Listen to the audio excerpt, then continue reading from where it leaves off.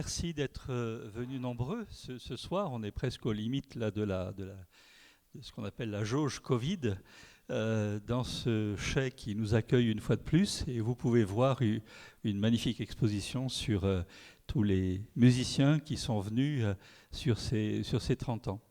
Alors ce soir, j'ai le très très grand plaisir d'accueillir Ernst Zürcher. Ernst, vous êtes ingénieur forestier, professeur aussi, à la fois à l'École polytechnique de Zurich, de Lausanne, donc un très très grand spécialiste européen de tout ce qui concerne le bois, et les arbres, bien sûr, et la forêt. Donc on va procéder ainsi. Ernst, après peut-être une petite présentation de qui vous êtes, on aura le plaisir de vous écouter sur une conférence qui est donc autour des liens mystérieux qui unissent les hommes et les arbres. J'indique aussi que vous avez écrit, il y a maintenant 2 ans, je crois, un livre qui s'appelle « Les arbres, entre visibles et invisibles », publié chez Actes Sud, qui est un livre absolument passionnant sur justement tous ces liens mystérieux dont vous allez nous parler, certains connus et d'autres qui ne le sont pas, qui le sont moins. Et en fait, vous êtes une sorte d'explorateur un petit peu de l'invisible derrière. Et vous allez voir, c'est souvent très très surprenant. Alors après cette conférence, eh bien, on aura le plaisir de vous poser quelques questions. Merci en tout cas d'être venu de Suisse. Ça n'a pas été très facile. On est tous en train de se battre contre ce virus tout à fait étonnant par moment. Mais en tout cas, merci d'être venu. Et puis ensuite, après, à 20h30, pour ceux qui le souhaitent, on se déménage tous au cinéma Le Taurus pour l'avant-première du film que vous avez fait avec l'agence Muséo. Le réalisateur aussi, Jean-Pierre Duval, que vous avez pu rencontrer déjà dimanche, sera aussi avec nous pour présenter donc ce film qui s'appelle La puissance de l'arbre. Voilà, merci et à vous la parole, Ernst. Merci pour cette introduction. Merci d'être présent ici sur cette question autour des arbres. Oui, si je dois me présenter en complément avec ce qu'on vient d'entendre, c'est peut-être le fait d'avoir grandi dans un village près d'une forêt, d'avoir eu comme terrain de jeu la forêt avec tout ce qu'elle comporte, qui m'a peu à peu amené à m'intéresser aux arbres et surtout à les étudier de manière très précise. Et aussi apprendre à gérer les forêts, c'est le travail de l'ingénieur forestier. Comment est-ce qu'on comprend la forêt? Et une fois qu'on comprend un système, gérer ces systèmes, gérer cet organisme, on va voir que cette forêt est aussi un organisme.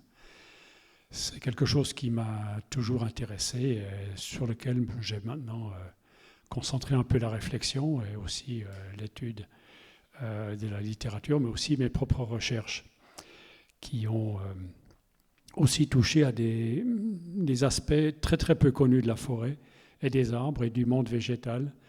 C'est le fait que les végétaux ne sont pas seulement influencés ou modulés par les effets du soleil, les saisons naturellement, mais il y a aussi des influences lunaires sur les plantes, dont les anciens savaient beaucoup de choses et qu'on a pratiquement oubliées. Et là, c'était intéressant pour la science d'entrer dans ces questions et d'essayer de découvrir s'il y a vraiment quelque chose d'objectif derrière ces phénomènes assez étranges de prime abord. Voilà, alors je propose le thème des liens mystérieux qui unissent les arbres et les forêts.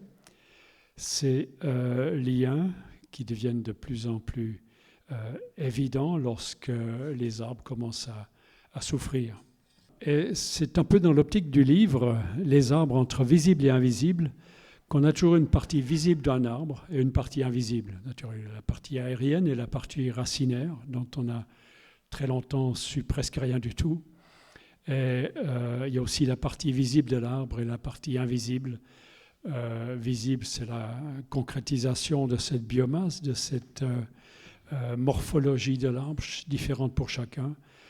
Et tout le complexe des forces qui permettent ça, des substances aussi, ces flux de substances, de l'eau qui traverse l'arbre, qui s'évapore, évapotranspiration, les gaz qui sont absorbés, de la matière qui se crée, tout ça c'est pratiquement invisible. On voit juste le résidu de ce phénomène lorsque l'arbre se forme. Et les forces elles-mêmes, les forces de lumière, bon, la lumière, on la voit lorsqu'elle se reflète sur quelque chose, mais en tant que telle, on ne la voit pas non plus. Et encore d'autres forces plus subtiles, les forces lunaires, on les voit encore moins. Et c'est pourtant actif dans les arbres. Et c'est ça qui est absolument fascinant, c'est d'essayer de comprendre comment cette chimie, cette physique, cette vie apparaît. Voilà, ces liens, on commence à les comprendre lorsqu'on les annule, lorsqu'on les défait. Et avec cette représentation ici, vous avez l'image d'une petite fille assise sur un radiateur. C'est une revue qui explique le réchauffement climatique. Et dans cette explication, on montre les facteurs du réchauffement climatique. Vous voyez la voiture qui représente la mobilité, qui dégage des gaz de combustion du moteur, d'origine fossile, du pétrole. Vous avez un bâtiment, c'est comment on construit et surtout comment on se chauffe dans nos bâtiments, en majorité encore à base de pétrole, mazout, gaz, charbon dans certains pays. Vous avez la représentation d'une industrie, d'une usine qui fonctionne aussi à l'énergie fossile. Tout ça est pris dans les soubassements de la Terre. Et un avion qui dégage aussi, pour sa combustion, du dioxyde de carbone issu du kérosène. Et tout ça, c'est considéré comme les sources du réchauffement climatique. Et finalement, il y a encore un arbre qui brûle. Les forêts qui brûlent sont aussi des sources de réchauffement climatique. Mais sur cette représentation, il manque une chose dont ne parle pas cette revue. Et cette revue s'adresse aux enfants d'une manière assez pauvre, assez déprimante, en lui disant ta contribution, c'est par exemple de chauffer un peu moins ta chambre, ton radiateur, tu le limites peut-être à ce que la température de la chambre soit à 20 degrés en hiver et tu mets un bon pull. Voilà ce que tu peux faire. Aucune remise en question de tous ces facteurs de réchauffement climatique. Aucune remise en question de la forme de mobilité, de la forme d'habitation, de la forme de fabrication des produits et du transport aérien. Et ici, il y a un facteur qui est oublié, que j'ai représenté par ce cercle rouge. C'est un facteur qui n'a pas été pris en considération, mais qui est d'une importance fondamentale et qui détient la clé de la manière dont on va pouvoir prendre les choses en main, à condition qu'on s'y mette tous et à condition que la politique le comprenne. Ce cercle rouge représente en fait des terres qui ont été prises aux forêts. Nos terres agricoles, ce n'est pas des terres qui attendaient d'être cultivées comme ça. Toute l'Europe était au départ couverte par une forêt. Tout le pourtour de la Méditerranée était couvert de forêts. Les anciens parlaient encore d'un écureuil qui aurait pu faire le tour de la Méditerranée en sautant d'un arbre à l'autre. Je ne sais pas comment il aurait fait à Gibraltar, mais et c'était vraiment boisé d'un bout à l'autre. On a encore des parties de la Turquie, par exemple, qui sont magnifiquement boisées, mais ailleurs, ça a été carrément désertifié. Et toute l'Europe centrale, l'Europe du Nord, toute la France, l'Allemagne, jusqu'à la Pologne, etc., était couverte de l'Atlantique à l'Oural par une forêt. Et on a défriché ces forêts, on a pris ces sols extrêmement riches en matière organique pour y cultiver. Et ces cultures ont très bien fonctionné, pour autant qu'on y restitue la matière organique. Et la méthode était de remettre du fumier, c'est la manière de dire, fumer les sols. C'est un mélange de paille et de bouse de vache qui a une très très haute valeur d'alimentation des sols, de réaggradation des sols. La bouse de vache, c'est quelque chose d'extrêmement intéressant. En médecine ayurvédique, c'est considéré carrément comme un médicament. C'est en tout cas un médicament de la terre. Et à un moment donné, on a changé ces pratiques. À partir du moment où on a industrialisé l'agriculture, on a mis de l'engrais de synthèse. Et quelles sont les 3 lettres qui désignent ces engrais de synthèse? NPK. Et il n'y a malheureusement pas de C dans le NPK. C'est de l'azote, du phosphore et du potassium. Mais on ne remet depuis ce moment-là plus de carbone dans les sols, qui donnait la fertilité naturelle, toute cette vie du sol, toute cette matière organique. Cette terre noire, elle est riche en matière organique. Et le NPK ne restitue rien. Et les sols sont devenus de plus en plus minéraux, ont perdu leur matière organique. Elle a été brûlée à petit feu, carrément. Et maintenant, les plantes sont addictes à ce NPK. Et ce n'est que l'agriculture biologique ou biodynamique qui a remis en route cette alimentation des sols en matière organique, très importante pour la santé des plantes aussi. Où est allé ce carbone des sols? Ce cercle rouge, c'est 1/3 des terres émergées, sont carrément des terres utilisées par l'homme, arables et aussi des pâturages. Où est parti ce carbone? C'est du carbone qui a été brûlé très très lentement. Lorsque un bois se décompose ou lorsque la matière organique se décompose, vous avez du dioxyde de carbone qui repart dans l'atmosphère. C'est simplement pas fossile, mais c'est organique et ça repart.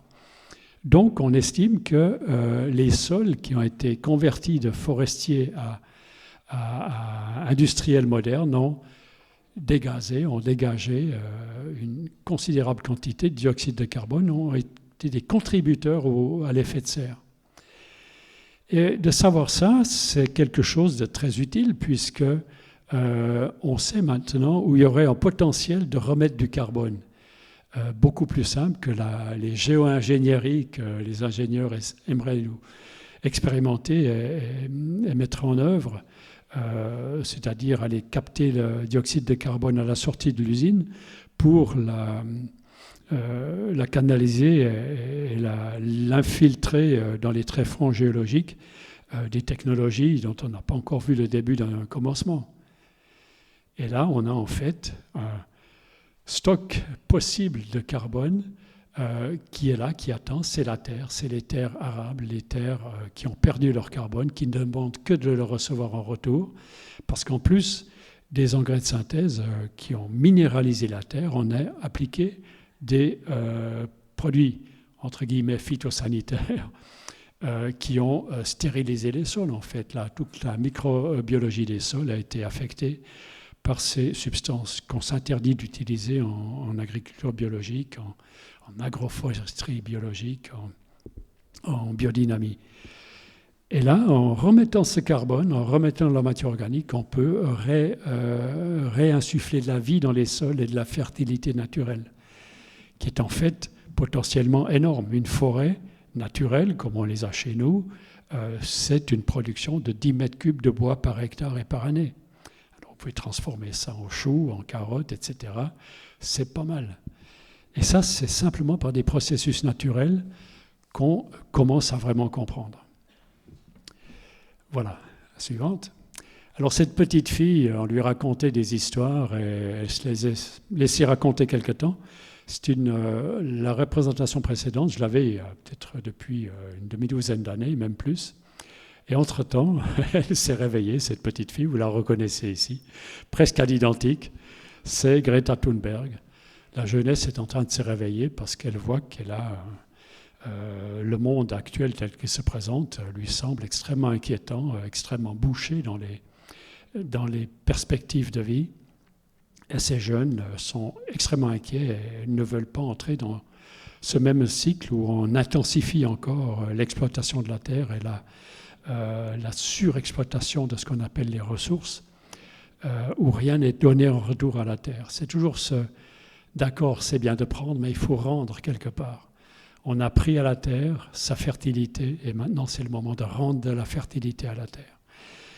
Et c'est ici ce que je vais évoquer, c'est des pistes qui découlent de cette compréhension de ce lien entre l'homme et la terre À l'époque où on fumait encore les terres, on avait une agriculture durable, on était plutôt en autarcie, on n'avait pas besoin d'énergie fossile pour fonctionner, on produisait de la nourriture.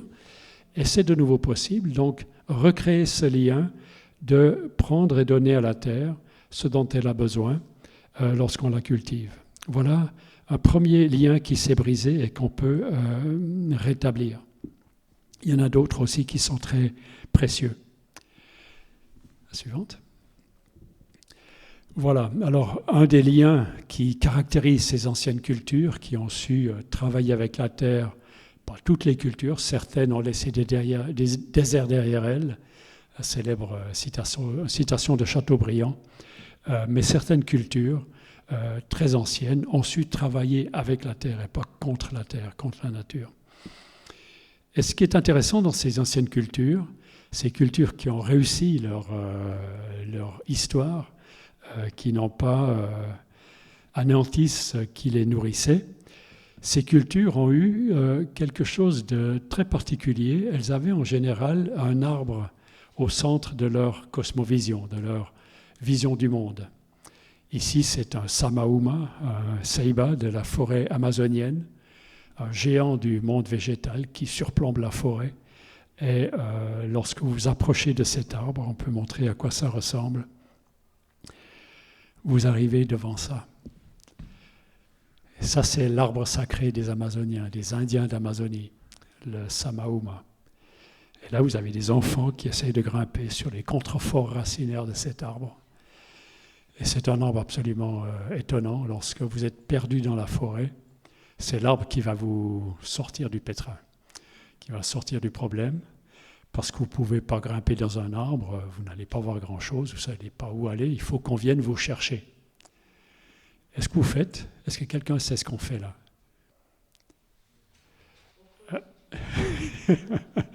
C'est même plus simple que ça. Vous allez près de l'arbre et vous tapez contre le contrefort et ça donne un son absolument fabuleux. C'est pas bon. Et l'arbre, il va résonner à travers la forêt. Et les peuples qui habitent tout près de là, les tribus de la forêt naturelle, vont savoir que là-bas, quelqu'un les appelle. Ce n'est pas un son animal, c'est un son humain qu'un arbre a transmis.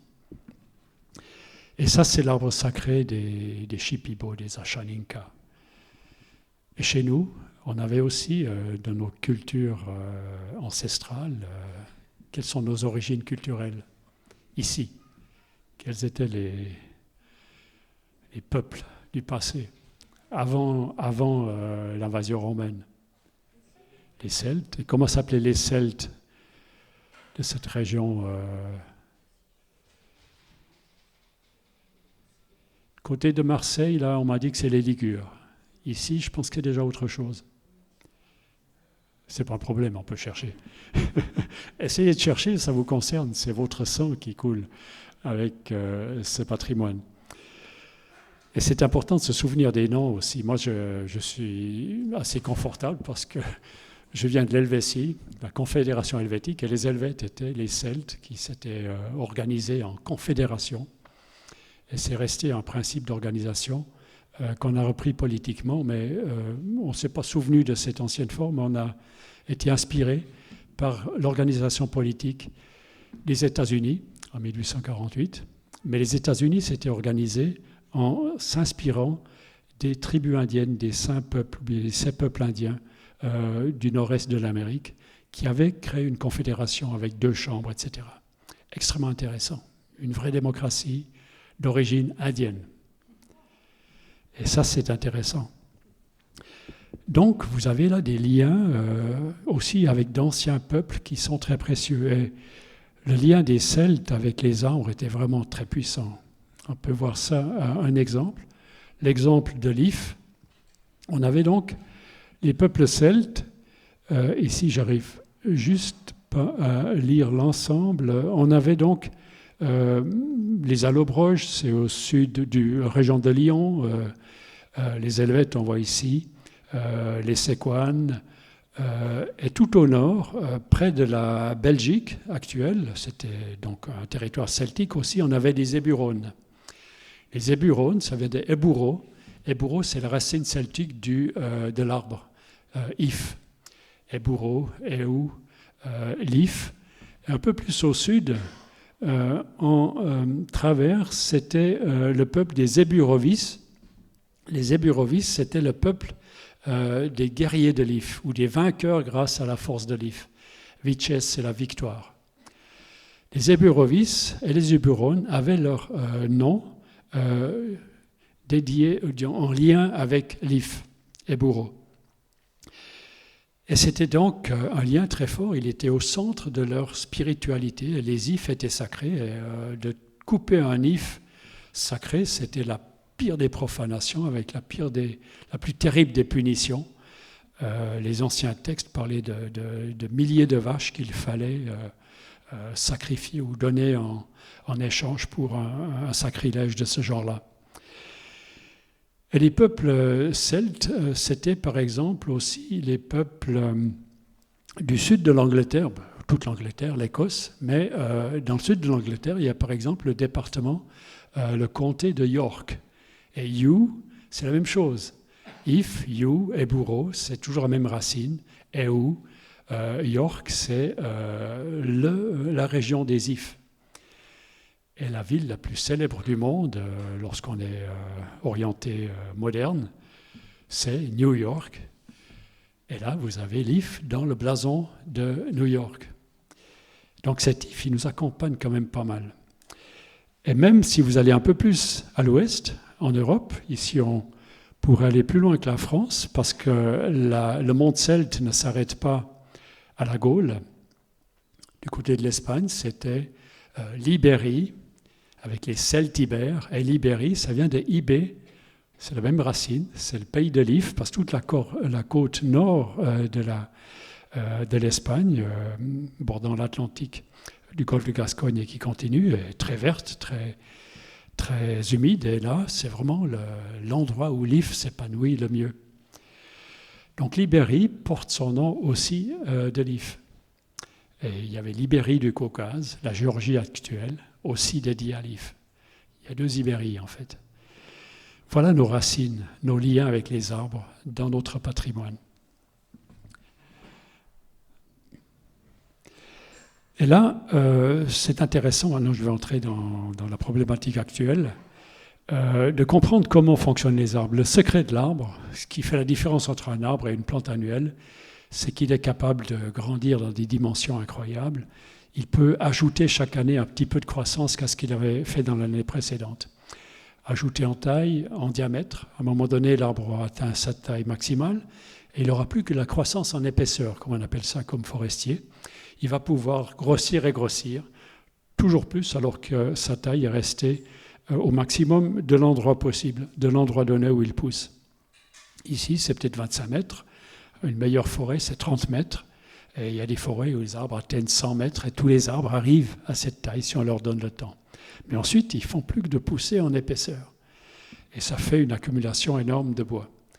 Et quelle est cette possibilité qui fait la différence par rapport aux plantes annuelles ? C'est le bourgeon. Le bourgeon est en fait une graine qui n'a pas besoin de retourner au sol. Il y a un embryon de tige dans le bourgeon, si vous le coupez en long. Et la tige va se déployer à partir d'une assise organique. C'est la pointe de la branche où est posé le bourgeon, le côté de la branche.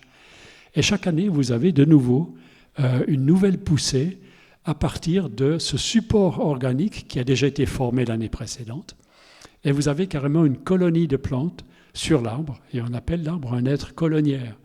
Toutes ces branches appartiennent au même support, mais chaque branche a son individualité. 500 000 feuilles pour un hêtre de 20 mètres et d'un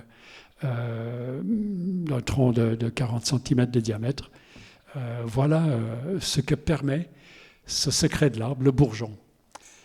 Et là, on a tout de suite la notion d'enveloppe. L'arbre s'enveloppe par cette prairie, est toujours protégé, l'intérieur par rapport à l'extérieur, et il est là pour capter l'énergie solaire et les éléments qui lui servent de support de vie. Voilà. Et cette notion de membrane vient d'être découverte. C'est très récent en biologie. On vient de comprendre ce que signifie finalement la membrane, l'importance de la membrane. On s'est rendu compte que tous les êtres vivants, ne sont pas vivants parce qu'ils ont un noyau cellulaire.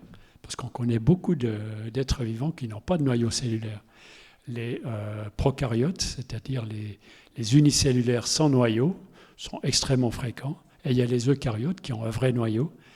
Mais tous les êtres ont en commun qu'ils aient une ou plusieurs cellules, ou des milliers, des millions ou des milliards de cellules. Tout ce qui est commun, c'est l'enveloppe cellulaire qui protège le vivant de la cellule, le cytoplasme avec les organites. Et cette enveloppe cellulaire, ce n'est pas simplement une membrane semi-perméable, comme on a longtemps pensé. Il y a des petites complications de cette enveloppe. Déjà, d'avoir une membrane semi-perméable, il faut gérer les flux, ce qui entre et ce qui sort. Et bien là, c'est des endroits, des petits canaux ici en violet, qui sont représentés, par lesquels circulent les fluides de l'extérieur à l'intérieur, mais aussi de l'intérieur à l'extérieur, de manière dosée, de manière ciblée, de manière intelligente, exactement ce qu'il faut, dans un sens ou dans l'autre. Et il y a aussi d'autres protéines, ça c'est une structure à base de protéines qui permet ça. D'autres protéines sont aussi implantées à travers toute la mémoire avec comme des organes de perception, des chaînes moléculaires qui sont déployées à l'extérieur de la cellule et aussi des organes à l'intérieur de la cellule comme des zones de contact avec l'intérieur de la cellule. Et ces protéines sont capables de percevoir et de transcrire ce qu'elles ont perçu en ordre pour l'intérieur. C'est comme sur un bateau, on donnait autrefois les ordres aux machines pour leur dire ce qu'il faut faire.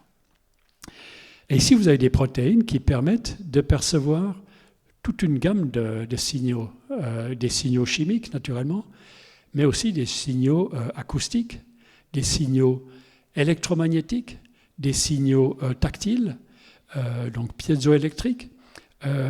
Toute une gamme de signaux sont perçus, des signaux lumineux naturellement, sont perçus par ces protéines et transcrits en ordre. Et Bruce Lipton, qui a vraiment compris ce phénomène, désigne la paroi cellulaire comme étant le siège de l'intelligence cellulaire. Parce que la cellule, chaque cellule vivante de ce moment-ci que vous trouvez dans une flaque d'eau ou dans une mare ou chacune de nos cellules vivantes, elles sont le fruit de toute cette évolution de milliards d'années. Il n'y a pas une cellule qui est plus vieille que l'autre. Elles sont ici et maintenant vivantes. Donc elles ont reçu toute leur évolution, que ce soit une amibe ou bien une cellule humaine. Elles ont toutes traversé toute cette évolution avec des formes différentes. Et ici, lui nomme ça comme étant le siège de l'intelligence cellulaire qui a permis cette prouesse de traverser toutes ces phases changeantes. Et si on nous prend nous-mêmes comme référence, on ne va donc pas examiner chaque cellule individuelle, mais quelle est notre membrane protectrice? On la connaît bien. On la douche chaque matin, c'est notre peau. Quelles sont les complications de la peau qui nous permettent... la peau est déjà un organe très important de perception du monde. C'est le plus important des organes de la perception. C'est le sens du toucher. C'est le seul sens qui nous convainc de l'existence d'une chose. Par la vue, on est soumis à des hallucinations, l'ouïe aussi. Mais c'est que le toucher qui nous convainc de l'existence réelle d'une chose. Il faut toucher quelqu'un pour être sûr que la personne est encore chaude et vivante, etc. Mais les autres organes, les yeux, l'ouïe, le sens gustatif, l'odorat, tout ça, en fait, c'est aussi des modifications de la peau, comme pour la cellule, comme pour chaque cellule. Ils sont issus de l'ectoderme au niveau de l'embryogenèse et ont simplement des connexions un peu différentes avec le système nerveux. Donc, on ne va pas dire que notre peau et nos organes sont le siège de notre intelligence, parce qu'on pratique l'intelligence, on sait qu'elle est un peu derrière ou ailleurs, mais c'est les outils de notre intelligence. On se sert de nos perceptions pour nous orienter dans le monde, et sans nos perceptions, on n'aurait rien à penser. Notre pensée, c'est une manière de travailler sur ce qu'on a perçu et l'analyser, et de nous décider à ceci ou cela. Voilà, ça c'est pour notre organe. Et maintenant, ça nous permet de faire un saut très important qui a à faire avec la vie du monde et aussi dans le futur. C'est la notion de la forêt vue maintenant comme organisme. Parce qu'un arbre, on peut le prendre individuellement, comme organisme. Et lorsqu'il participe à une forêt, il se met ensemble avec d'autres, il devient organe de la forêt. Et la forêt se constitue une membrane de protection, et on peut appeler ça la sylvosphère. L'intérieur de la forêt est indifférent de l'extérieur, stocke de l'eau, reste frais, garde l'eau lorsqu'il fait sec à l'extérieur, et lorsque vous avez trop chaud dans votre appartement, vous allez sous les arbres, vous allez dans la ville, là où il y a un parc, mais surtout dans la forêt, lorsqu'il y en a une tout près. Là, vous avez une formation végétale qui se crée vraiment à un intérieur différent de l'extérieur, qui est très propice à la vie. Et lorsqu'on examine ça un peu mieux, lorsqu'on prend une forêt, on examine surtout le bord de la forêt, l'endroit le plus sensible de la forêt, où elle se délimite au niveau des contacts avec l'extérieur de la forêt. C'est ce qu'on appelle la lisière forestière, là où vous avez pas seulement les arbres, mais aussi les arbustes, les plantes, les arbrisseaux, les plantes annuelles. Et là, vous avez quelque chose d'intéressant. C'est naturellement une structure végétale. Et on va pouvoir se demander, mais où sont les protéines là-dedans? On a vu pour nous que c'est quand même les protéines qui permettent de faire autre chose que simplement le végétatif, le vivant. Où sont les protéines de la lisière forestière?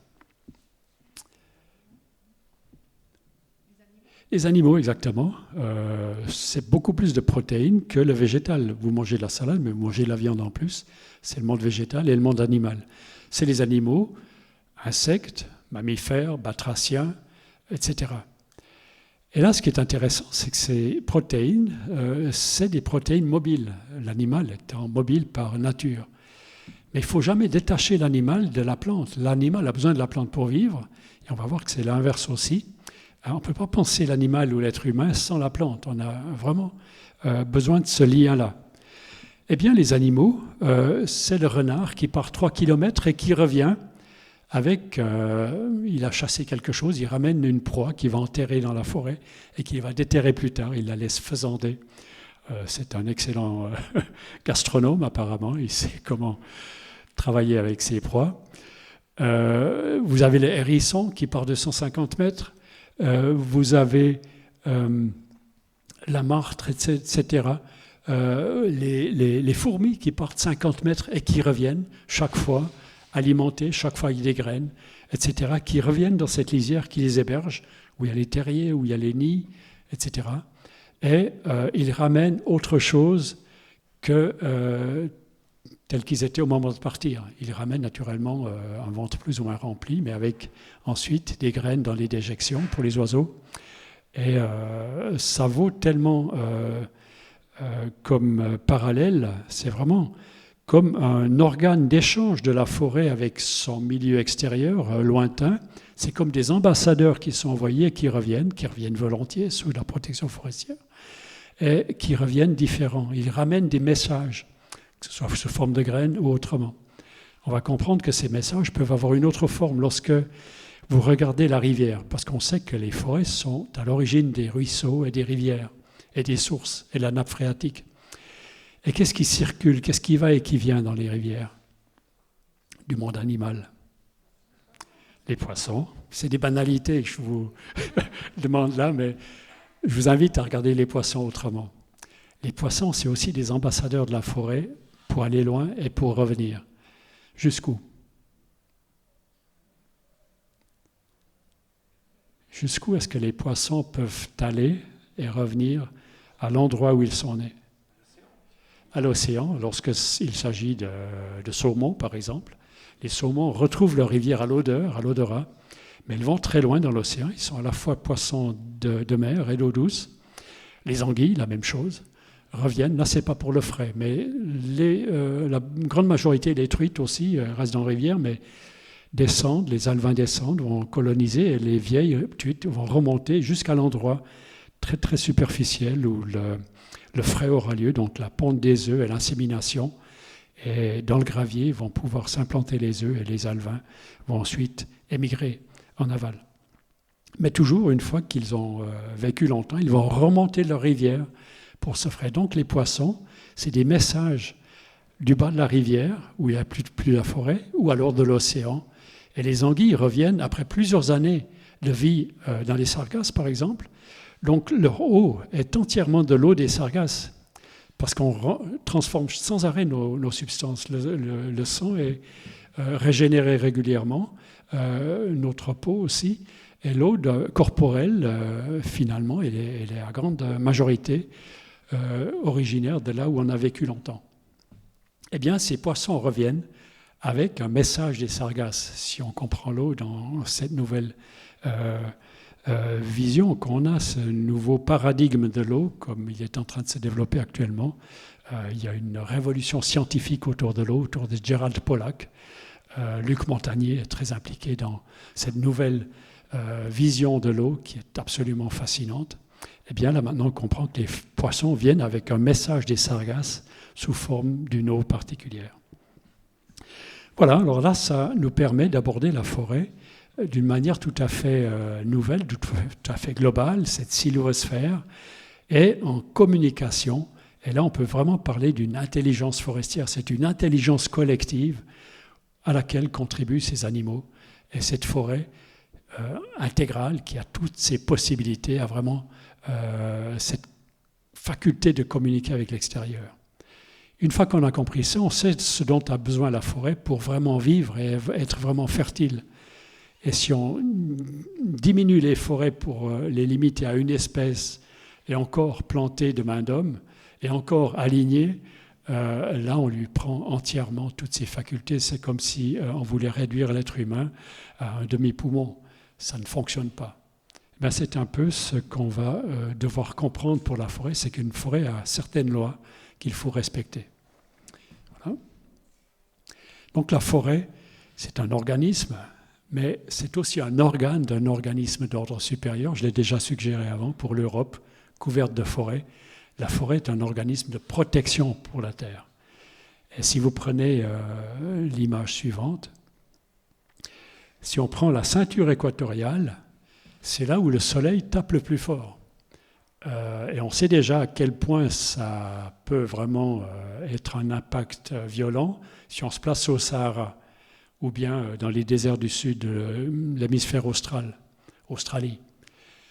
Là-bas, le soleil est déjà relativement, disons, on est relativement loin de l'équateur, mais le soleil est extrêmement violent. Mais il est potentiellement beaucoup plus violent encore au niveau de l'équateur, parce que là, il tape vraiment angle droit.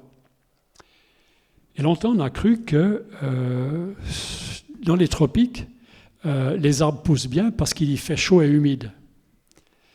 Et maintenant, on a un frémissement, un frisson dans le dos, parce qu'on est en train de comprendre, des scientifiques comprennent que s'il y fait chaud, et de toute façon, il risque de faire de plus en plus chaud, mais humide dans les tropiques, c'est parce qu'il y pousse des arbres. Parce que cette humidité des tropiques, elle a passé par des arbres. Les arbres sont créateurs de climat. Cette image vous montre une forêt tropicale sempervirente, donc à feuilles persistantes. Et l'eau est stockée dans le sol, évapotranspiration, 300 litres pour faire 1 kilo de biomasse, formation de nuages et formation des précipitations, c'est aussi mentionné dans le livre. Les nuages sont des produits de la forêt et les pluies sont aussi des produits de la forêt. Et lorsque les nuages passent en dessus d'une forêt, il pleut plus fréquemment que lorsqu'ils passent par-dessus une zone sans forêt, une zone vide. Et les océans font moins de nuages que les forêts. Chose intéressante aussi. Donc si vous voulez vraiment avoir du climat et du climat rafraîchissant, comme on l'observe dans les villes, faire de la climatisation globale, mais aussi locale, mettez des forêts dans ces endroits et les forêts vont vous faire de la climatisation gratuite en même temps qu'elles vont faire de la biomasse. Donc les forêts font du climat global en récupérant le dioxyde de carbone. Ce dioxyde de carbone est vraiment mobile partout, mais elles font aussi du climat local en faisant du rafraîchissement local, en faisant de l'évapotranspiration, en rafraîchissant, et ça vous le connaissez, sous chaque arbre, vous avez ce climat local produit par les arbres. Et c'est tellement vrai que ça fonctionne aussi pour l'hémisphère, pour la zone équatoriale et le Brésil, où on est en train d'entamer cette précieuse forêt, la plus riche en biodiversité. Mais c'est le cœur climatique de la Terre qu'on est en train de titiller, qu'on est en train d'entamer. Et à un moment donné, ce sera trop tard, parce qu'elle commence à brûler d'elle-même maintenant. Une forêt tropicale, normalement, ne brûle pas. On l'a trop ouverte, il y a trop d'insolation et ça commence à brûler. Donc là, il y a vraiment une urgence. J'ai parlé des forêts monospécifiques avec lesquelles on remplace des forêts naturelles. Et maintenant, on devrait quand même savoir que lorsqu'on mélange les arbres, ça pousse beaucoup mieux. Une expérience a été faite déjà quelque temps en Biélorussie, lorsqu'on a observé que la réserve naturelle de Białowieża en Pologne était occupée par toutes sortes d'associations végétales, y compris des associations d'arbres. Les arbres ne se mélangent pas n'importe comment. Il y a des affinités électives. Certains aiment bien être avec d'autres. Le chêne aime bien être avec le tilleul, mais pas avec d'autres. Il y a vraiment des associations de préférence. Et là, on a observé en Pologne, mais aussi ailleurs, cette combinaison, ce partenariat entre le chêne et le tilleul. Et les forestiers ou les botanistes de Minsk se sont demandé ce serait quand même pas plus simple de faire de la foresterie seulement avec du tilleul et seulement avec du chêne. Donc, ils ont planté du tilleul avec le même espacement et planté du chêne avec ce même espacement aussi, séparés. Et ils ont regardé en quelques années comment pousse cette forêt après 10 ans, après 20 ans. Et ils avaient la troisième variante en mélangeant le tilleul et le chêne. Et ils se sont demandé est-ce que le tilleul et le chêne, c'est peut-être quand même pas moins efficace que le tilleul seul ou le chêne seul. Et la surprise a été, avec le même espacement naturellement, le même espace pour chaque arbre, que lorsqu'on mélange le tilleul et le chêne est à 23% plus haut que la référence dans le même laps de temps lorsqu'il est seul. Et dans cette forêt mélangée, le tilleul, était 31% plus haute que les tilleuls de référence, 100%. Donc là, on voit clairement que le mélange profite aux deux. La chimie du chêne est profitable au tilleul dans les sols, la litière forestière, etc. Donc là, on voit que c'est comme en chimie, il y a des combinaisons qui ont lieu, des énergies qui s'échangent et qui font des synergies qui permettent de mieux fonctionner. Et là, cette découverte a été confirmée de manière extrêmement forte avec une étude toute récente, 2018, d'une quinzaine d'universités européennes en partenariat avec la Chine. On a observé des très grands reboisements en Chine où il y avait des variantes, une espèce, 2 espèces, 3 espèces, jusqu'à 16 espèces mélangées. Donc c'était celle-là, mais encore en plus grande amplitude. Et on s'est rendu compte que le maximum de mélange avec ces espèces avait capturé, après les 8 premières années de mise en place de ces forêts de reboisement, capturé plus du double de dioxyde de carbone que les forêts monospécifiques. Tellement les sols sont plus riches, plus fertiles, plus invitants pour les organismes. Voilà, le mélange, c'est la solution, c'est ce qui donne la puissance à la vie. Et la gestion des forêts, il faut apprendre à gérer des forêts mélangées, c'est bien naturellement un métier, ingénieur forestier, moi c'est 5 années d'études, c'est pas une recette aussi simple que de raser des forêts, de planter et de les raser à nouveau en monospécifique, c'est vraiment une sylviculture très fine où on prélève les arbres, on sait exactement combien on peut prélever dans une forêt d'un endroit donné, arbre par arbre individuellement, d'une manière beaucoup plus fine, qui est naturellement plus chère, mais qui permet de maintenir le patrimoine forestier, le patrimoine de diversité, mais aussi le patrimoine de croissance et de fertilité. C'est ce qu'on appelle la futaie naturelle jardinée. C'est tellement joli qu'il y a même 3 L au lieu de 2. Voilà la suivante. Donc, on peut vraiment... là, on a compris qu'on peut faire des choses avec les arbres. On sait comment les faire bien pousser, comment constituer les forêts avec leur enveloppe. Et là, on peut vraiment remettre ça en œuvre. Et avec les forêts, capturer le carbone. Et on a un cadeau, finalement, dans l'atmosphère. C'est ces 100 parts par million en trop. On a passé de 300 à 400. Au départ, on était à 280. Et actuellement, on est à 400 parts par million, que les plantes ne demandent qu'à prendre, et les arbres le font encore plus efficacement. Donc tout ça, on peut le reprendre. Et ce matériau forestier, c'est donc la biomasse forestière. La manière la plus connue d'utiliser cette biomasse, c'est le bois. Le bois, c'est une manière de construire qui est bénéfique au climat puisqu'on capture du carbone et on le bloque pendant toute la durée de vie du bâtiment, contrairement à tous les autres modes de construction, sauf la paille, qui est organique aussi. Les autres modes, l'acier, le béton, le verre, c'est toujours basé sur des énergies fossiles, c'est toujours à effet réchauffement climatique, alors que le bois, c'est à effet rafraîchissement climatique, lorsque vous construisez en bois. Et le rapport est très très puissant. Pour 1 kg de bois sec, l'arbre a capturé 1,851 kg de dioxyde de carbone. Imaginez le volume. Donc le bois est du carbone capturé et séquestré de manière durable et profitable. Ce n'est pas simplement renvoyé dans la géologie pour qu'on l'oublie, c'est rendu utile. C'est ça le cadeau des arbres. Ils vous séquestrent du carbone et puis vous donnent du bois que vous pouvez garder le plus longtemps possible.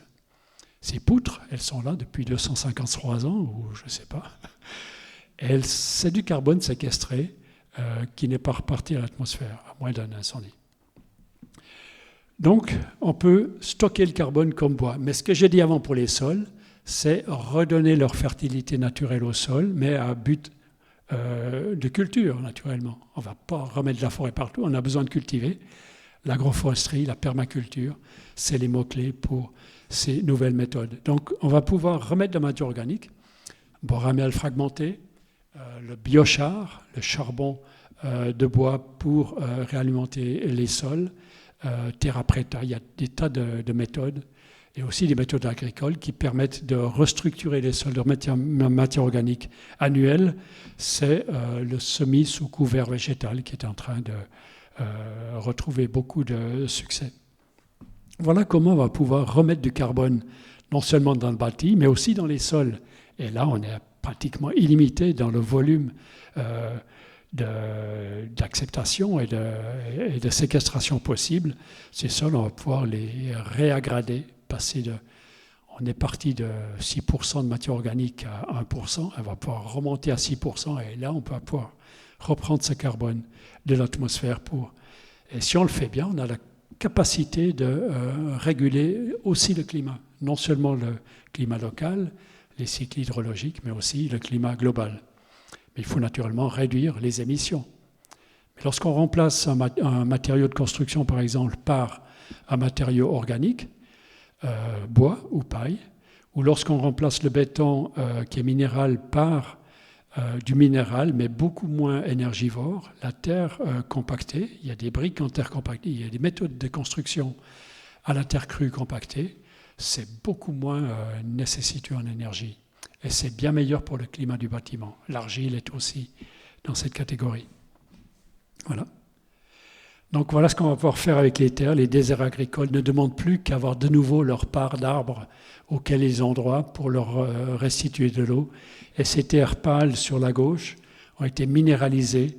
Et si on leur redonne la matière organique, elles redeviennent brunes.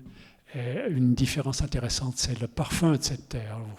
Vous imaginez la différence d'odeur entre la poignée de terre pâle et celle qui est riche en matière organique. Ça sent le champignon, ça fait envie d'y planter le nez carrément, tellement ça sent bon. Voilà. Donc la forêt, on l'a compris, n'est pas un concurrent pour l'agriculteur. Longtemps, ils ont dit il faut couper les arbres parce que j'ai besoin de toute la surface, j'ai besoin de toute l'eau du sol. Mais l'eau du sol est un cadeau des arbres, des forêts avoisinantes. Et là, il faut une part de forêt dans un paysage pour avoir non seulement le climat, mais aussi l'humidité des sols. Et le rapport quantitatif très simple, à quel point c'est juste, c'est que le niveau de précipitation est connu pour chaque région. Ici, c'est combien 70, 60 cm, 80 ? Combien est-ce qu'il pleut à Metz ? 70, d'accord. Alors pour 70 cm, la forêt naturelle, qui a donc pu maintenir son enveloppe, reçoit l'ensemble. Il pleut sur la forêt, ça mouille les arbres, ça traverse les arbres, ça va mouiller le sol. Et de cette quantité, la forêt va utiliser la moitié ou les 2/3 pour son propre fonctionnement, pour faire sa photosynthèse, son évapotranspiration dont j'ai parlé, pour faire du climat. Et le tiers ou la moitié ne va pas être utilisé par la forêt. Il va diffuser dans le sol Et les racines ne vont pas le prendre, ça va aller plus loin, ça va alimenter les sources et les rivières et les nappes phréatiques. Et ces nappes phréatiques vont alimenter les sols agricoles. Donc, il faut remettre des forêts dans la bonne proportion, mais dans toutes les zones agricoles, il faut les reverdir avec du ligneux, et avec des bandes boisées, des haies, leur redonner un maillage pour qu'il y ait de nouveau ce système hydrologique qui alimente. En principe, il n'y a pas besoin de pompes et d'aller puiser dans les rivières qui sont de toute façon, elles, données par les forêts. On peut vraiment faire fonctionner ça sur place. Oui. Donc la question, c'est combien ? De combien les déserts agricoles ont-ils besoin d'une restitution de systèmes arborés, arbres individuels, cordons végétaux, des corridors de biodiversité, des ripisylves le long des rivières. Et là, il y a une loi qui est très très sympathique pour les paresseux, une loi que connaissent les économistes par exemple ou les gens de la publicité. C'est la célèbre loi de Pareto. C'est une loi qu'on ne connaît peut-être pas par son nom, c'est celle qui dit qu'avec 20% d'un effort, vous obtenez 80% du résultat. Et les imbéciles, c'est ceux qui veulent 100% du résultat. Ils sont obligés d'ajouter 80% d'effort. Puis en plus, c'est dramatique. Vouloir 100% de quelque chose, c'est mauvais. En politique, c'est très, très, très mauvais. On appelle ça des dictatures. Eh bien, en agriculture, on pourrait simplement préconiser une restitution. 20%, c'est déjà beaucoup. Commençons déjà avec 10%, puis même avec 5%, ça va transformer les paysages. Mais avec 20%, on irait vraiment de manière très, très assurée. Et là, on peut restructurer des paysages pour le bénéfice des zones cultivées, des zones pâturées aussi, et pour le bénéfice aussi du climat local, du bien-être des animaux et des êtres humains qui vivent ici. Et on s'est rendu compte que l'image de droite, c'est une expérimentation agroforestière qui a été faite en Suisse, mais il y en a un peu partout. Là, on a vraiment attribué 20% aux arbres et on a continué de cultiver les 80% restants avec une céréale. Et on s'est rendu compte que la productivité globale était supérieure à avant. Donc on voit que le 20%, c'est vraiment même mieux qu'obtenir 80% du résultat, ça dépasse les 100% du point de vue de production. Voilà. Et on a parlé de haies, et là on a quelque chose de très intéressant. Les haies, on a entendu, c'est cette intelligence de la lisière forestière, ces oiseaux qui vont et qui viennent. C'est pas seulement des informations, c'est aussi de la vie, c'est de la joie qu'on perçoit chaque printemps, ça nous fait du bien. Est-ce que ça fait du bien seulement à nous ? Maintenant, on a découvert, si ça vous intéresse, je pourrais raconter comment, que les chants d'oiseaux sont bénéfiques à la croissance. Lorsque les oiseaux chantent, les arbres et les plantes poussent mieux.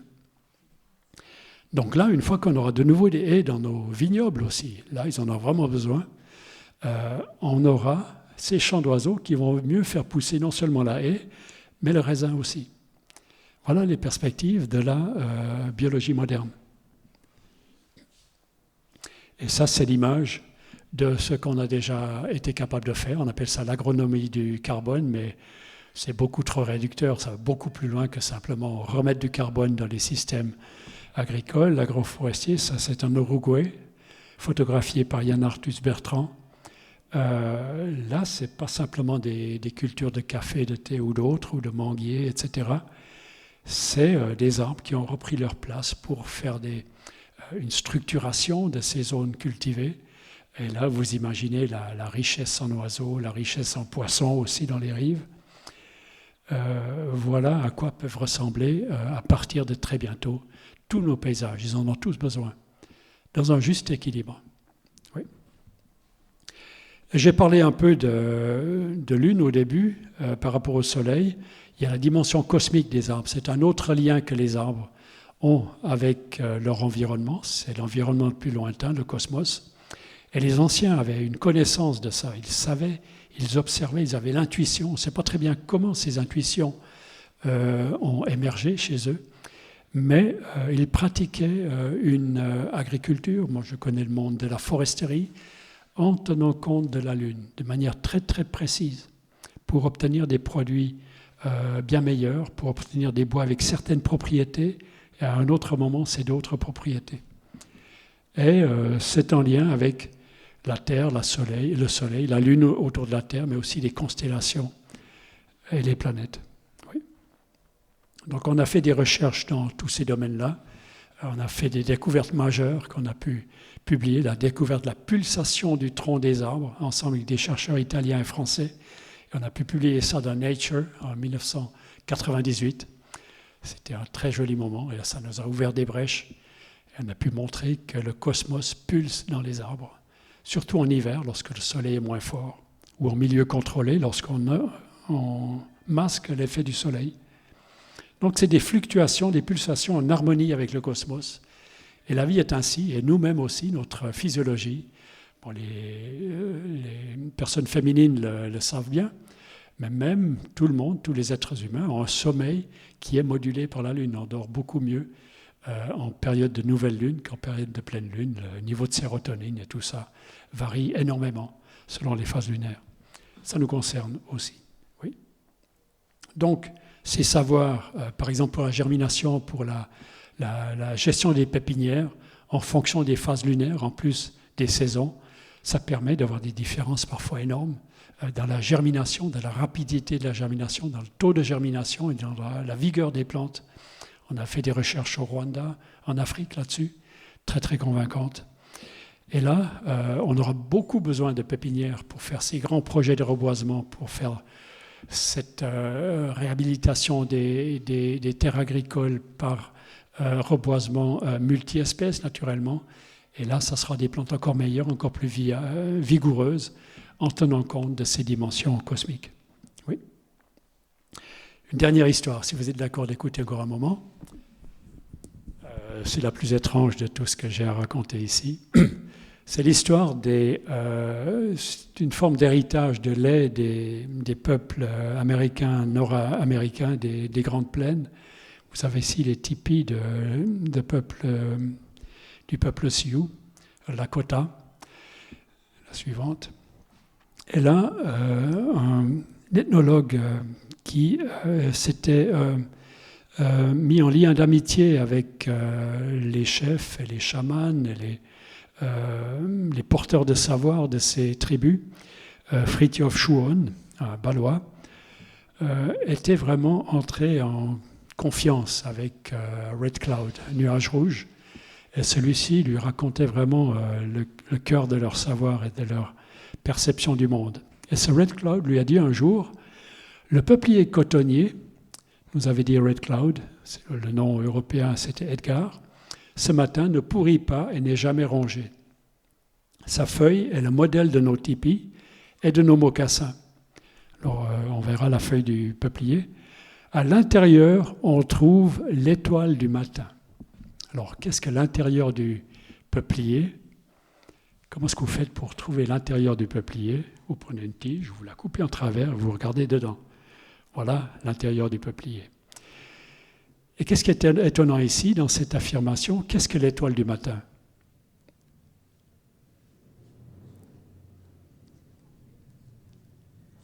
Qu'est-ce que l'étoile du matin ? Non, c'est l'étoile de toujours. Oui, à un moment donné, c'est pas mal. Je n'ai jamais pensé à ça. Vous avez raison. Quelle est l'autre étoile du matin ?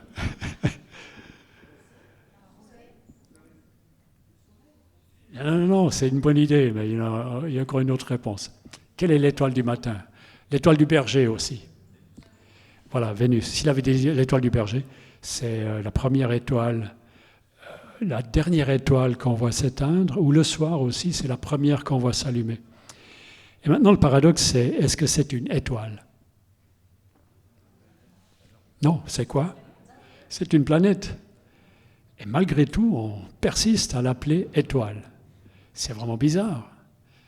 Alors que Jupiter, on ne l'appelle pas étoile, Mars, on les voit, Saturne, on le voit pas étoile, mais Vénus, on l'appelle étoile du matin. Et même les Indiens appellent Vénus l'étoile du matin. Et en plus, en relation, en lien avec le peuplier cotonnier, Populus deltoides. On va voir à quoi ressemble ce peuplier. Voilà, les feuilles ressemblent un peu au tipi. Ces peupliers, ils devaient probablement avoir une technique d'abattage, une méthode d'abattage pour rendre le bois imputrescible. Ça, on sait faire. Des peuples anciens savaient faire sécher la plante sur pied et après, le bois ne pourrissait plus. Et maintenant, regardez dans le peuplier, c'est ça. Non. C'est ce qu'on voit. Qu'est-ce que vous voyez là? C'est une étoile. Et là, c'est intéressant. Il voit une étoile, c'est clair, ça c'est évident. Une étoile à 5 branches. Mais pourquoi est-ce qu'il la met en lien avec l'étoile du matin? Et là, c'était très très longtemps une énigme, jusqu'à il y a très très peu de temps. Et une histoire qui nous met en lien avec le système solaire. Donc vous avez le Soleil au centre, tout près du Soleil à droite, Mercure. Ensuite, Vénus aussi à droite. Ensuite, à gauche, la Terre avec la Lune. Ensuite, Mars, Jupiter, Saturne. Et ce qui est intéressant, c'est ce qu'a fait un astronome, on peut voir le suivant, qui s'est posé la question, quelle est cette harmonie des sphères dont parlait Kepler? Il était vraiment fasciné par le plus grand des astronomes, qui voyait dans ce mouvement des étoiles et des planètes, surtout des planètes en lien avec le Soleil et la Terre, quelque chose de très harmonieux, de très musical, de très beau. Et cette notion de signature des sphères assez bizarre que les alchimistes avaient probablement pratiquée, utilisée, à quoi est-ce que ça correspond? Est-ce astronome amateur, ce n'était pas un astronome professionnel, il faut être libre quelque part par rapport à sa profession pour voir une question pareille. Il s'est distancé du système solaire, il l'a regardé depuis le zénith, donc angle droit par rapport au Soleil, et il s'est demandé quelle est la position des planètes les unes par rapport aux autres. Et là, il s'agit de Vénus et de la Terre, mais il l'a fait pour toutes les autres aussi. Chaque fois, c'était très étonnant. Je reste simplement dans ce rapport de la Terre et Vénus. La Terre, toute la symbolique de Vénus, c'est une planète féminine, naturellement. La Terre, par rapport à Vénus, c'est plutôt masculine, mais la Terre, par rapport au Soleil, est féminine. Vous voyez un peu tous ces niveaux de subtilité. Mais quel est le rapport de la Terre et de Vénus, la planète bleue et la planète verte, Vénus étant la verte? Il s'est simplement donné ceci avec l'aide des programmes de positionnement des planètes au cours des années, des décennies et des millénaires. On peut calculer pour chaque planète où est-ce qu'elle s'est trouvée il y a 1563 ans, ou bien où est-ce qu'elle sera dans 3500 ans par rapport au Soleil. On sait à peu près calculer ça.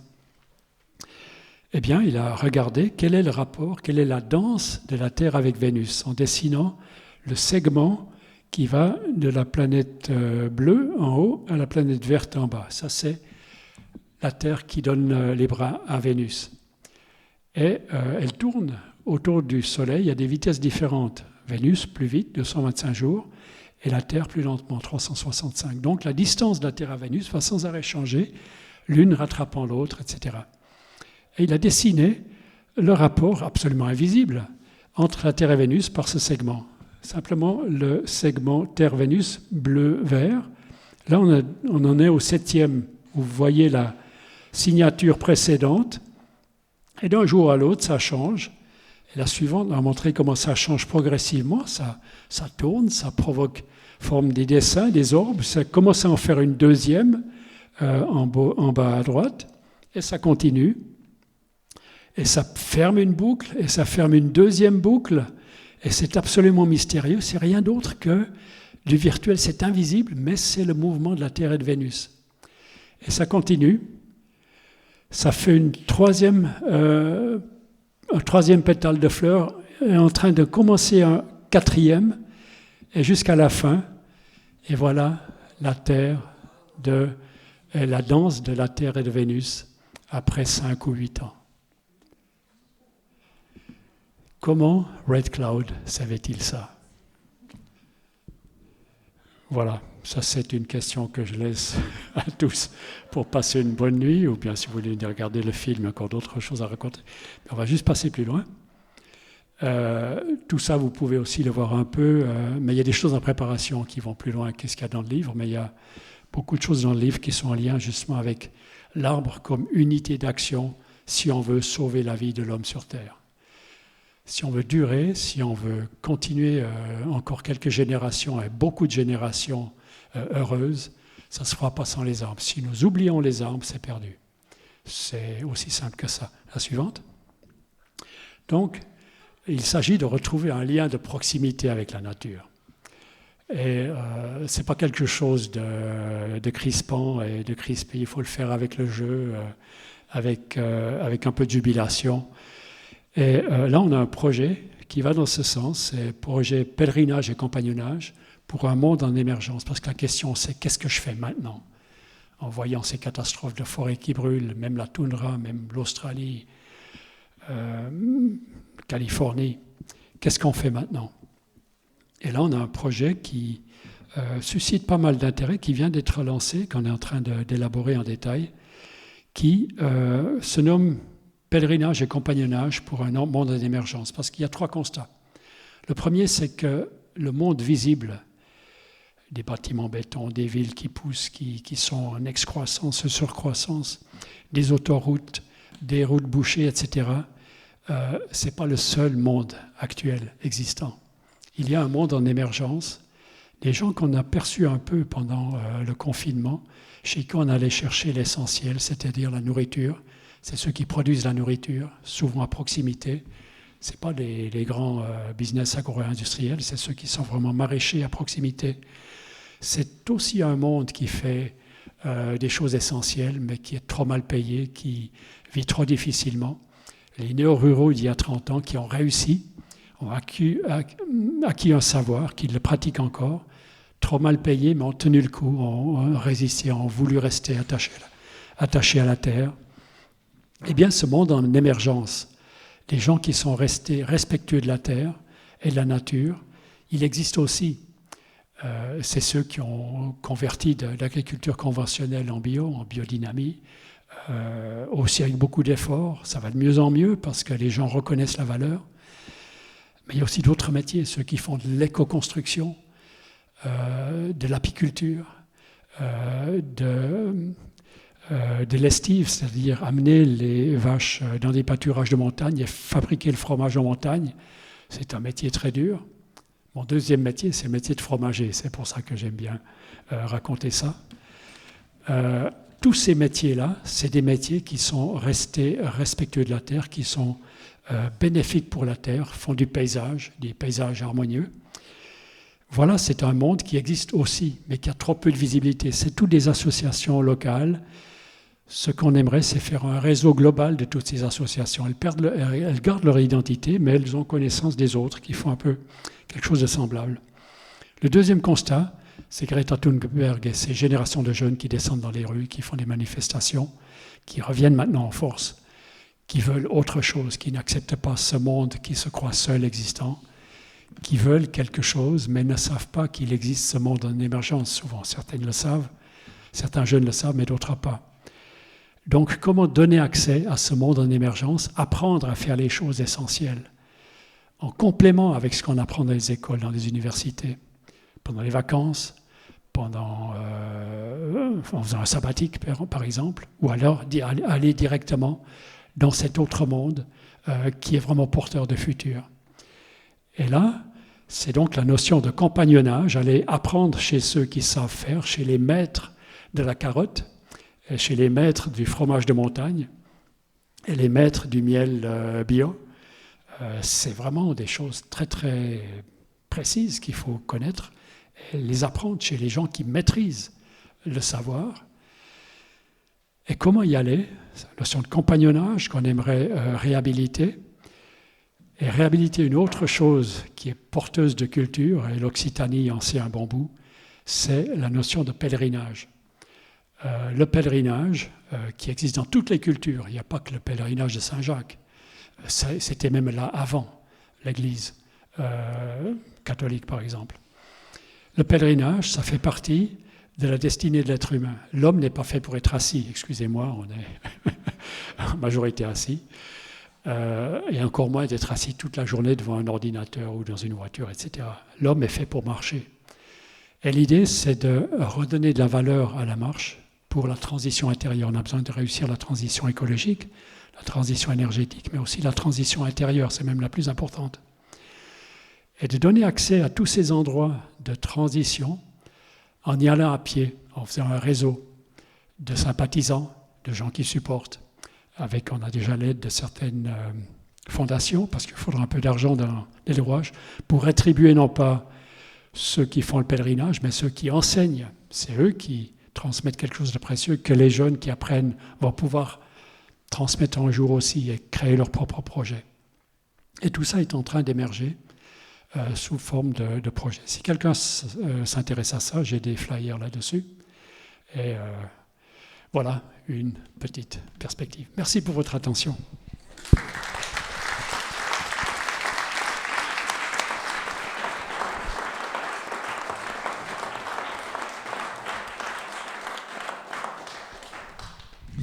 Voilà, un grand merci en tout cas Ernst. Et je pense que vous êtes à la fois un scientifique, mais aussi un lanceur d'alerte quelque part, bien entendu, un sage aussi, on vient de le voir. Ça me fait penser à la préface qu'a signée Francis Allais. Et dans cette préface, il y a un petit moment formidable où Francis Allais, qu'on va recevoir, vous savez, le 28 novembre, dit qu'il a organisé dans les années 90 un colloque, alors je crois que c'était à Montpellier, très savant sur biologie, développement, et les arbres, etc. Et puis vous êtes venu, et là, vous avez parlé de la Lune et des lunes. Et à ce moment-là, une bonne partie de ces très scientifiques, très savants et très sérieux ont commencé à discuter, certains sont partis, etc. Et Francis Allais, avec beaucoup d'humilité, dit « j'ai eu honte à ce moment-là, parce que c'est Ernst qui avait effectivement raison ». Voilà, donc merci, je pense qu'on peut encore vous applaudir pour ça.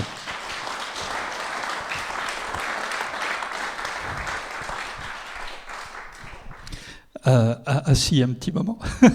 Voilà. Ok, quand même, voilà. Merci. On a juste le temps de quelques questions. Tout à l'heure, après le film, vous restez avec nous. Hein, voilà. Donc, il y aura aussi un débat qui sera au festival. Une question, quand même, qui est à vous poser, puis peut-être quelques-unes également ensuite dans la salle. Il y a un chapitre formidable dans ce livre, enfin tous les chapitres sont vraiment bien, et évidemment, mais il y a celui sur lequel vous parlez de l'arbre dans ces dimensions sensibles, sur ce que vous avez appelé très joliment les messages subtils des arbres. Alors on se dit, qu'est-ce que c'est qu'un message subtil d'un arbre ? Et puis tout d'un coup, là, vous parlez des odeurs, des bains de forêt, de la ionisation négative de l'air, de l'activité antimicrobienne, de l'hygiène en cuisine, de l'intérêt donc de la planche à découper par rapport à d'autres types de planches. Les sons de la forêt également aussi apaisants, on parlait un petit peu tout à l'heure, les arbres qui arrivent à prédire la météo aussi, et puis leur sensibilité au tremblement de terre. Alors ça, c'est quand même des perspectives absolument nouvelles. Est-ce que ces visions-là sont partagées, pour revenir à ce que disait Francis Allais 30 ans après, est-ce que maintenant vous êtes un petit peu moins seul dans le milieu scientifique à travailler sur toutes ces questions ? Oui, il y a quand même des bonnes nouvelles à ce sujet-là. La science évolue, disons, s'ouvre aussi à ces dimensions-là. L'un des indicateurs pour ça, c'est par exemple la difficulté que j'ai eue au début de publier ces choses, alors que les données étaient là, les statistiques aussi et tout. Donc il faut passer par les comités de lecture de ces grandes revues, et même par des expertises de biométriciens, tellement ça semblait extraordinaire ou étonnant. Et après avoir traversé tous ces filtres, arriver à publier, j'ai parlé de Nature, c'était aussi dans Trees, mais c'est un processus très très long, puisque la préparation d'un essai, c'était le plus grand essai d'abattage d'arbres avec des collègues forestiers qui étaient de toute façon abattus, mais ils étaient d'accord de les abattre quand je leur indiquais. et travailler sur ce bois, sur ces échantillons, préparer les échantillons, travailler, mesurer et ensuite analyser les données, des dizaines de milliers de données avec la bonne statistique. Tout ça, c'était des tâtonnements pour la première fois. Et là, ce qui en est sorti, c'était au-delà de ce qu'on imaginait. Donc, publier ça était déjà beaucoup de travail. Et maintenant, depuis que ça a été publié, j'ai un phénomène assez intéressant qui apparaît. C'est que je suis régulièrement contacté par ces grandes revues et qui me disent nous avons vu que vous avez publié ceci et cela sur les influences lunaires sur les arbres et le bois. Au cas où vous auriez encore quelque chose de cette veine-là, on serait preneur. C'est pas mal comme changement. C'est bien, un petit motif d'espoir. Alors, on va prendre quelques questions de la salle, derrière de manger un petit peu et puis rejoindre le cinéma. Je ne vois pas très bien. Là-bas, oui, c'est bon. Allez-y. Vous avez parlé beaucoup de synergie entre les arbres, mais est-ce qu'il n'existe pas aussi parfois des antagonismes, en particulier avec les épineux? Je crois qu'on ne met pas tellement d'autres arbres. Voilà. Chez nous, il y a beaucoup d'épineux, il y a beaucoup de pins, de choses comme ça. Et on ne voit pas des feuillus avec des pins. Oui, alors les résineux, c'est devenu la vocation de la plupart des plantations. Sinon, il y a aussi de l'eucalyptus souvent. Mais le pin lui-même est une essence naturelle. Il faut regarder comment se pousse le pin dans les forêts naturelles. Et il est associé aussi à d'autres arbres avec des feuillus. Et même l'eucalyptus, si vous allez en Australie, vous regardez comment pousse l'eucalyptus, il ne pousse pas en monoculture, il pousse associé avec d'autres eucalyptus, mais aussi d'autres essences, aussi d'autres arbustes. Il y a tout un cortège de voisins, ce qu'on appelle justement ces associations forestières. Et si déjà on veut faire des cultures plus simples, en tout cas pas des monocultures, mais lorsqu'on veut faire des mélanges, il faut s'inspirer de la nature et mélanger avec le chêne avec le tilleul, si déjà on commence à mélanger, puisque la nature le fait déjà avec bonheur depuis des centaines de milliers d'années, ou de millions même. Donc là, les antagonismes ont quand même lieu, parce que tout ne se mélange pas avec tout, ce n'est pas du hasard.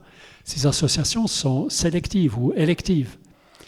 Et certaines essences ne supportent pas d'autres. C'est connu en jardinage aussi, vous ne mettez pas n'importe quoi à côté de n'importe quoi. Je ne sais plus quelle association de légumes ne fonctionne pas du tout. Certaines sont très favorables, mais d'autres, il faut vraiment maintenir un légume très loin de l'autre. Voilà, la nature est très très nuancée, très différenciée. Donc il faut vraiment comprendre la nature, observer, comprendre et copier, essayer de copier en s'inspirant de ce que fait la nature. Une autre question? Oui. Attendez une petite seconde parce qu'on enregistre, donc il faudrait que vous ayez le micro devant vous. Merci. Je voulais juste savoir si vous connaissez le livre « La vie secrète des arbres ». De Peter Wohlleben. Oui. Je ne l'ai jamais rencontré. Lui, c'est écrit par un forestier de terrain qui a beaucoup observé, beaucoup lu aussi. C'est très très riche, très précieux. Mon approche personnelle est un peu différente parce que j'ouvre un peu des tiroirs qui sont longtemps restés fermés en sciences. Et je montre un peu le fonctionnement de la démarche scientifique. Et je sais un peu aussi les magouilles qui ont parfois lieu. Et c'est à cause de ça que certaines choses auraient dû être connues depuis très longtemps. Il y a eu une émergence de ces savoirs dans les années 70 déjà, mais tout a repassé à la trappe. Et j'ai pu recopier des microfiches d'une vague université américaine qui était fabuleuse. Et sans ça, on aurait perdu des choses absolument incroyables sur les rythmicités de germination du maïs à l'ordre de 3 jours et demi, et avec des différences énormes. Et ça m'a permis d'interpréter mes données, même pour les arbres. Donc, c'est pas un monde tout lisse, le monde de la science. Il y a aussi des jeux d'influence et des choses qu'on n'aime pas entendre et qui devraient quand même être dites. Mais votre livre, Ernst, est justement un livre de science. Hein. Et je trouve qu'il est très intéressant parce qu'il est aussi un livre de vulgarisation. Et je pense qu'on est dans le bon équilibre entre je dirais, une approche scientifique très, très marquée, rigoureuse, etc., mais qui est en même temps aussi extrêmement ludique, drôle parfois. Voilà. Et je vous conseille véritablement Les arbres entre visible et invisible. Voilà, qui est ici et que vous pourrez éventuellement dédicacer si vous le souhaitez à la fin de notre éco-dialogue. Alors encore 2 ou 3 questions, parce que je vois que l'heure tourne malheureusement. Allez-y. Oui. Ah d'accord. Voilà, okay. Ici. Merci de travailler depuis de nombreuses années pour cette belle planète. Moi, ça m'a fait écho aussi à la biodynamique avec Rudolf Steiner. Donc, je voulais savoir, est-ce qu'il y a des différences? Est-ce que vous êtes inspiré aussi de son travail? Puisqu'il fait la viticulture et l'agriculture en s'inspirant aussi de la Lune. Et c'est quand même une personne qui, depuis de nombreuses années, a écrit des bouquins. Et voilà, donc c'est un peu le lien que je voulais connaître avec cet homme-là. Merci de poser cette question. C'est effectivement une personnalité énorme, et qui est pas suffisamment étudié. Disons, son patrimoine scientifique, son patrimoine spirituel n'est pas suffisamment étudié. Et moins les gens le connaissent, plus ça permet de le juger. Et c'est souvent comme ça avec des très très grands esprits. Et lui a développé son ouvrage le plus essentiel qu'il désignait comme tel, c'est la philosophie de la liberté. Et il analyse en fait la genèse du savoir. D'où viennent nos savoirs? Quelle est notre activité de pensée? Comment est-ce qu'on s'oriente dans le monde? Et le fait de montrer comment nous fonctionnons lui a donné accès, ou bien donne accès à tout le monde, à une vision du monde qui est aujourd'hui, la science entre aussi là-dedans, une vision holistique ou une vision systémique. C'est-à-dire que pour chaque chose que vous avez à faire avec, que vous observez, on ne va pas simplement l'analyser, la décomposer. Vous avez un réveil dans les mains, vous n'allez pas seulement le décomposer en parties et puis éventuellement même pas être capable de le remonter. Vous allez vous demander quel est l'organisme d'ordre supérieur. Vous avez vu que je fais ça pour la forêt. Vous avez l'arbre, c'est un organisme, il devient organe d'un organisme d'ordre supérieur qui est la forêt. La forêt devient organe d'un organisme d'ordre plus vaste qui est la Terre, l'organisme Terre. Eh bien, ce réveil, on peut se demander, mais à quel organisme ce réveil appartient-il? Qu'est-ce qu'il veut nous dire? Il veut dire le temps qui passe. Il veut parler d'heures et de secondes. Et ces heures et ces secondes, pourquoi 24 en un jour? Pourquoi 60 dans une heure? Ça nous ramène à la Mésopotamie. Pourquoi les Mésopotamiens avaient-ils un système de calculation de base 60? Pourquoi mesure-t-on l'espace en 360 degrés et l'heure en 60 minutes et en 60 secondes? Et brusquement, lorsque vous pensez se réveiller autrement qu'en décomposeur, qu'en analyseur, mais en synthétiseur, en chercheur de cohérence, vous obtenez une vision du monde complètement différente et vous allez voir le réveil comme vous ne l'avez jamais vu. Et c'est un peu ce que Steiner a fait. Il est aussi inspiré des anciens savoirs, des anciens praticiens. Il a côtoyé des connaisseurs de plantes. Il a aussi vu venir cet appauvrissement de l'agriculture. Il a développé la biodynamie où le cosmos est de nouveau actif dans les plantes, où on tient compte du cosmos pour faire des préparations quand même, par exemple. Et ces préparations, c'est de l'homéopathie pour l'agriculture. C'est finalement les formes d'agriculture les plus abouties, puisque c'est carrément de la médecine de la terre. Et lui a une très belle image que je peux bien argumenter maintenant. il dit qu'un domaine agricole devrait être comme une corne d'abondance, c'est-à-dire elle est suffisante à elle-même et donner et encore donner ce qu'elle reçoit du soleil. Et on le sait pour la forêt, c'est ainsi. La forêt n'a pas besoin d'engrais, même pas d'engrais organiques, n'a pas besoin de pesticides, surtout pas, arrêtez avec ça. Elle donne de l'eau pure. Et sans intrants du tout, cette forêt donne toujours plus, elle fait du sol toujours plus fertile. Et l'agriculture est capable de faire ça aussi. Et c'est le principe de la biodynamie, c'est d'avoir des unités agronomiques autonomes en intrants. Il n'y a pas de camion qui amène des engrais, surtout pas du Brésil ou du soja. Les animaux, c'est des animaux alimentés par ce dont ils ont besoin, c'est-à-dire du fourrage ligneux en plus du fourrage annuel. Ces animaux respectés qui donnent une bien meilleure viande, oméga 3 plus qu'oméga 6. Et la part de forêt, Steiner l'a dit très précisément, si ça pousse pas assez bien, il faut enlever un peu de forêt parce que c'est trop humide, c'est trop fertile végétativement. Donc vous enlevez un peu de forêt sur votre propriété. Mais si ça mûrit trop fort, si ça pousse pas assez longtemps, s'il y a trop d'impact solaire, vous ajoutez un peu de forêt. Et on a compris maintenant pourquoi. Vous ramenez de l'humidité, du végétatif. Donc c'est la polarité génératif et végétatif qui est absolument la clé, le curseur. Et là, on commence à comprendre la biodynamie d'une manière extrêmement plastique, extrêmement simple finalement.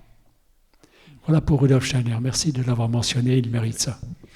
Et vous le mentionnez d'ailleurs dans les toutes premières pages du livre, en parlant justement de la question de la pensée finalement, et donc de l'invisible. Et titre partiel du livre, les arbres étant entre l'invisible et le visible.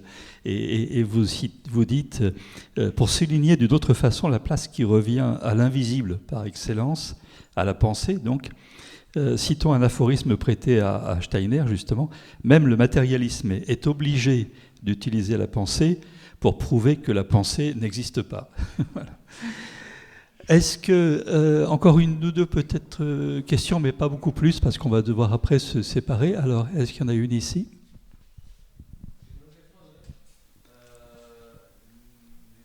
Ah, voilà. Je répéterai la question au besoin. Allez-y. Il y a des scientifiques qui font des recherches vous expliquez ce que la forêt nous apporte dans notre quotidien en matière de regard sur l'écoulement de la journée et que ça nous donne, vous disiez, l'écoulement des secondes, des minutes et des heures. C'est quelque chose qui,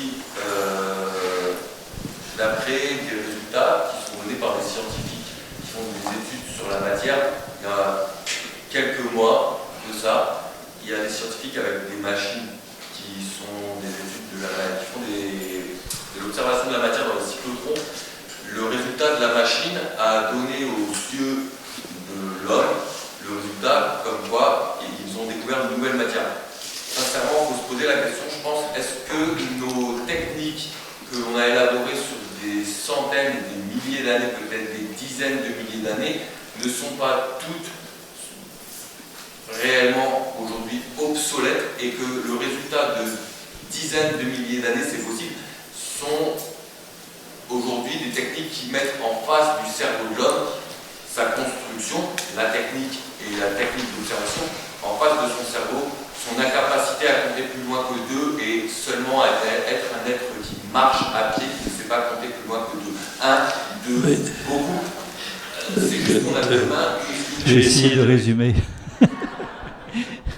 La question, on est en gros, si vous voulez, sur le rôle de la finale, à la fois de la technique. Est-ce qu'on ne se trompe pas complètement quelque part au niveau de l'humain? Est-ce qu'on ne fait pas fausse route, par exemple? Est-ce que tout ce qui relève de la physique quantique ne va pas demain nous apporter des éclairages complètement nouveaux? Oui, c'est vrai qu'il y a une évolution dans ce sens-là. Peut-être que vous faites allusion au transhumanisme, l'homme augmenté, mais par quoi? Et là, bien sûr, on peut rêver à ça, mais il faut être vraiment lucide. Qu'est-ce qui nous intéresse vraiment? Est-ce que vous avez vraiment envie d'aller sur Mars? Ou bien est-ce que cette Terre est quand même pas beaucoup plus intéressante? à condition qu'on ne la pollue pas trop maintenant. On est là quand même pour une expérience particulière, et de rester sur Terre encore avec nos 2 jambes, et nos 2 bras, nos 2 yeux, nous permet de faire des choses qui vont... Est-ce que la culture va cesser maintenant qu'on pense découvrir une autre forme de matière? Mais s'il faut des machines pour découvrir cette autre forme des matières, est-ce que c'est vraiment quelque chose de réel ou bien est-ce que c'est un artefact? Voilà encore une autre chose lorsqu'on pense que le cerveau a besoin d'être amélioré. Mais comment est-ce qu'on observe le cerveau? Comment est-ce qu'on crée tous ces objets qui nous sont utiles, mais qui sont en train de nous envahir aussi, de nous accaparer, d'être en train de devenir les serviteurs ou les esclaves? Tout ça, ça a dû être pensé finalement. C'est aussi le produit de notre activité de pensée, de cet invisible dont je parle. Et oui, on peut répondre à ça dans toutes les directions. Par exemple, l'homme au service de la machine. L'agriculteur est devenu propriétaire de machines de plus en plus grosses. Il faut de plus en plus grimper dans son tracteur. Et là, on est dans une cabine fermée. On n'a plus accès aux odeurs de la terre. On a de la musique pour se passer le temps parce que les champs sont devenus énormes, interminables. Et cet homme-là est au service de la machine. Et bientôt, il sera remplaçable parce qu'on va géopositionner les machines télécommandées ou bien employer des drones ou tout ça. J'emploie du futur, en fait, c'est de l'imparfait. Et autrefois, les paysans, qui avaient encore un lien avec la nature, mais aussi avec l'animal, travaillaient avec le cheval. Et ce paysan accompagnait son cheval qui savait exactement ce qu'il fallait faire. Et ce paysan foulait la terre. Et à chaque pas, il avait l'odeur de la terre qui lui montait. Et il avait carrément un senseur pour la terre. Il était sensible à toutes les nuances de sa terre qu'il cultivait. Et ce paysan devenait intelligent face à sa terre. Plus il la travaillait, il était connaisseur de sa terre, plutôt que fermé par rapport à la terre. Est-ce que ça veut dire qu'on va devoir revenir au cheval? Je ne pense pas. Mais faire un bout dans ce sens-là a été analysé comme étant intéressant économiquement. On s'est rendu compte que de combiner le cheval avec la machine est bien plus économique dans certaines activités forestières que la machine seule, avec le cheval seul. Et le maraîchage, par exemple, est bien plus intéressant pour les petites entreprises lorsqu'ils incorporent un cheval plutôt qu'une machine. Aussi des calculs. Et là, c'est vraiment intéressant parce que si vous voulez vraiment intéresser des jeunes à revenir à la terre, c'est pas d'avoir des vaches qui va les intéresser. Curieusement, aussi des vaches, mais curieusement, c'est d'avoir des chevaux. C'est quelque part un animal qui nous parle énormément. Et la perspective d'avoir un cheval comme compagnon de travail, pas seul, il y aura aussi des machines, permettra de faire des choses tout à fait différentes. Donc on garde la machine, on garde les machines dans la bonne dimension, c'est pas la surdimension, c'est le redimensionnement de la machine, mais la remise en action de cette collaboration avec l'animal. Et on calcule la donnée, le résultat suivant, je le mentionne aussi vers la fin, c'est que lorsque vous avez un cheval de trait dans votre ferme, vous avez besoin quelque chose comme d'un tiers de la surface pour l'alimenter. Mais cette alimentation du cheval vous donne un animal vivant, chaud, qui vous comprend, qui vous parle, et qui laisse quelque chose derrière lui de très intéressant pour la ferme.